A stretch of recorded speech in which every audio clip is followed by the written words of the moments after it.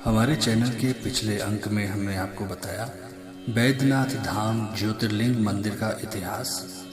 हमने आपको ये भी बताया कि बैद्यनाथ ज्योतिर्लिंग कहाँ स्थित है, इस मंदिर का महत्व क्या है और बैद्यनाथ ज्योतिर्लिंग मंदिर से जुड़ी बहुत सी जानकारी हम आपको बता चुके हैं। आज के अंक में हम आपको बता रहे हैं बैद्यनाथ ज्योतिर्लिंग मंदिर की कहानी और पौराणिक कथा। साथ ही हम ये भी बताएंगे कि बैद्यनाथ धाम कैसे पहुंचेंगे आप। तो आइए पहले आपको बताते हैं बैद्यनाथ ज्योतिर्लिंग मंदिर की कहानी और इस मंदिर से जुड़ी हुई पौराणिक कथा। राक्षस राज रावण एक समय कैलाश पर्वत पर भगवान शिव की भक्ति भाव से आराधना कर रहा था। बहुत दिनों तक आराधना करने पर जब भगवान शिव प्रसन्न नहीं हुए, तब फिर से वो दूसरी विधि से तप साधना करने लगा। हिमालय पर्वत से दक्षिण की ओर सघन वृक्षों से भरे जंगल में पृथ्वी को खोदकर एक गड्ढा तैयार किया। उस गड्ढे में अग्नि की स्थापना करके हवन प्रारंभ किया। रावण ने कई तरीकों से अत्यंत कठिन तपस्या की। इतनी कठोर तपस्या के बाद भी भगवान शिव प्रसन्न नहीं हुए। कठिन तपस्या से जब रावण को सिद्धि प्राप्त नहीं हुई, तब रावण ने अपना एक एक सिर काटकर शिव की पूजा करने लगा। रावण शास्त्र विधि से पूजा करता और उसके बाद अपना एक सिर काटकर भगवान को समर्पित करता।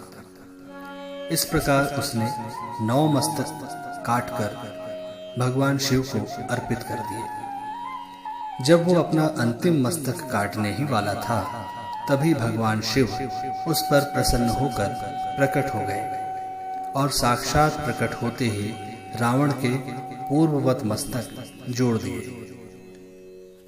भगवान ने राक्षस राज रावण को बल पराक्रम प्रदान किए। भगवान शिव का प्रसाद पाकर रावण नतमस्तक होकर विनम्र भाव से हाथ जोड़कर कहने लगा, देवेश्वर, आप मुझ पर प्रसन्न होइए। मैं आपको लंका ले जाना चाहता हूँ, मेरी मनोरथ सिद्ध कीजिए। रावण के इस कथन को सुनकर भगवान शिव असमंजस में पड़ गए और कहने लगे, राक्षस राज, तुम मेरे इस उत्तम लिंग को भक्ति भाव पूर्वक अपनी राजधानी ले जाओ, किंतु ध्यान रखना, रास्ते में इसे यदि पृथ्वी पर रखोगे तो ये वहीं पर अचल हो जाएगा। भगवान शिव द्वारा ऐसा कहने पर राक्षस राज रावण ने स्वीकार कर लिया और उस शिवलिंग को लेकर अपनी राजधानी की ओर चल दिया। भगवान शिव की माया शक्ति के प्रभाव से रास्ते में जाते समय रावण को मूत्र उत्सर्ग की प्रबल इच्छा हुई। तब शिवलिंग को एक ग्वाल के हाथ में पकड़ाकर स्वयं लघु शंका करने चला गया। एक मुहूर्त बीतने के बाद शिवलिंग के भार से पीड़ित उस ग्वाल ने शिवलिंग पृथ्वी पर रख दिया। पृथ्वी पर शिवलिंग रखते ही वो वहीं पर स्थिर हो गया। लोक कल्याण और प्रकृति कल्याण की भावना से शिवलिंग वहीं स्थिर हो गया। तब रावण निराश होकर अपनी राजधानी चल दिया। इंद्र आदि देवताओं और ऋषियों ने लिंग के बारे में सुनकर उन लोगों ने अति प्रसन्नता के साथ शास्त्र विधि से शिवलिंग की पूजा और स्थापना की। इस प्रकार रावण द्वारा किए जाने वाले तपस्या के फल स्वरूप श्री बैद्यनाथ ज्योतिर्लिंग का प्रादुर्भाव हुआ, जिसे देवताओं ने स्वयं प्रतिष्ठित कर पूजन किया। जो मनुष्य श्रद्धा पूर्वक भगवान श्री बैद्यनाथ जी को अभिषेक करता है, उसका शारीरिक और मानसिक रोग अतिशीघ्र नष्ट हो जाता है। इसलिए श्री बैद्यनाथ धाम में लाखों की संख्या में दर्शनार्थियों की भीड़ दिखाई देती है। बैद्यनाथ धाम सुल्तानगंज से 108 किलोमीटर पर है।